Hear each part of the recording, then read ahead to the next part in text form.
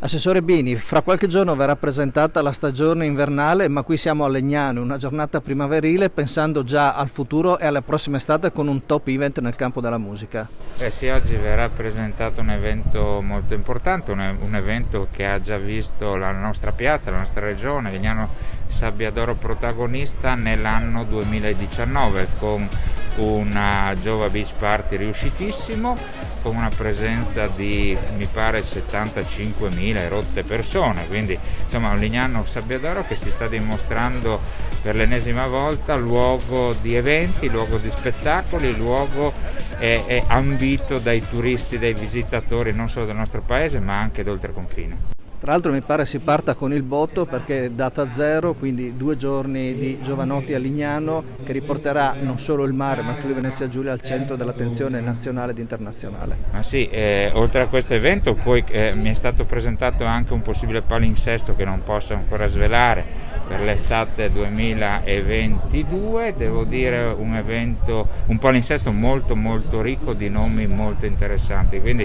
Legnano Sabbiadoro, la regione Friuli Venezia Giulia ancora una volta al top per quanto riguarda eventi, per quanto riguarda spettacoli, per quanto riguarda emozioni. Lo senti? Lo sento!